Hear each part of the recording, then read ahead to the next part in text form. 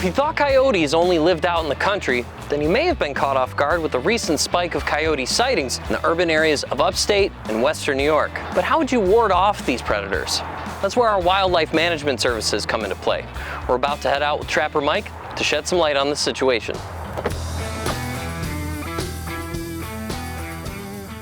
The immediate goal of our trapping excursion will protect this farmer's livestock. The impact in the long term, however, lowers the risk of coyotes heading into developed areas where they could prey on family pets. Maintaining the delicate balance of our ecosystem can be thrown out of whack with a rise in population of any species, and this stretch of farmland out in Hamlin is prime coyote territory. This is a good spot too because you got the parkway coming through right here, and I would think they would come down through here somewhere, want to travel and overlook over here. So I think our first trap would be a good spot, would be somewhere right up in here. We do a ton of different trapping, but I'm not sure a lot of folks know that we offer this as a service. Why is this such a good service and value to folks? This would be more for farmers that have livestock or hunters that are having a problem with coyotes on their land. It's really hard though to be able to trap for these in an urban area and a housing tract, so to say, because you got the opportunity of catching other neighborhood pets and dogs and stuff. So we'd have to come out and inspect the area before we offer the service.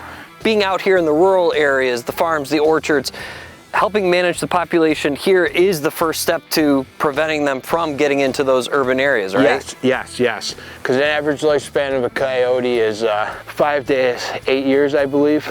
If you can take out one male who's having, let's say, 5 pups every year, definitely helps out. You're helping the coyotes out too because of the possibility of mange and rabies and other disease that can kill off a lot of the coyotes as well. So right now it's mating season. And usually they'll stay with the same mating partner for the course of their life. Wow. How long is mating season? End of January, going into end of February, beginning of March. Okay. At the beginning of March, they're gonna go on the hunt for a den. And she'll have anywhere from 5 to 7 pups. She's gonna stay in that den area. They're very territorial come that time, you know. Coyotes are always territorial, but come the denning time, very territorial. Usually they're going to go back to the den that they've already used before. That's why a lot of these new development areas are having issues, because at one point we were looking at now this could potentially have been a housing tract or something at some point. And then there's an undeveloped portioned area where these coyotes are now denning and coming back into their area, into their territory. Gotcha. What are coyotes typically after? Coyotes are typically going after mice, rats, small deer, larger deer too if they can, if they're in a pack.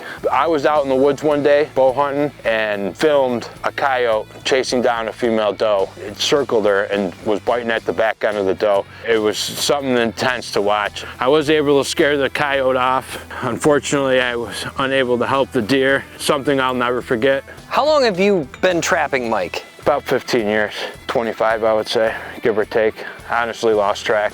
I don't even try to keep track anymore. I just try to enjoy the time that I'm given to be out here and learning this stuff. One of the things Mike has learned in his years of trapping is just how delicate a coyote's sense of smell is, going so far as wearing specific clothing each time he goes out to trap, and using a dedicated pair of gloves when applying bait and lures. So we're gonna use a little, once again, Jeff Dunlap, how you doing, buddy? We're gonna use a little bit of your lure, some Soul Taker here, some winter bait. You gotta love this stuff when you open it up. It's got a certain funk to it. It definitely does. You don't need much.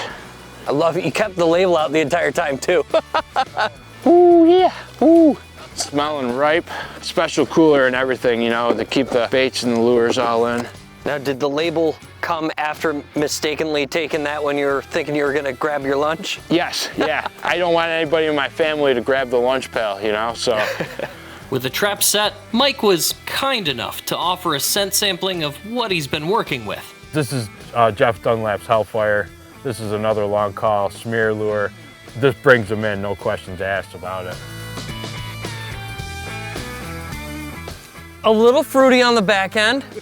I got a little on my nose, so I'm gonna, that'll probably, oh yeah, that's gonna stay for a while. I didn't mean to get that. No, that's all right. The castor is not bad. It's musky, it's vanilla, it's kind of like fine library. That is just funk. It is Strong. Yeah. Well, with that, I'm Matt. I'm Mike. This has been Around Town. We'll catch you at the next job.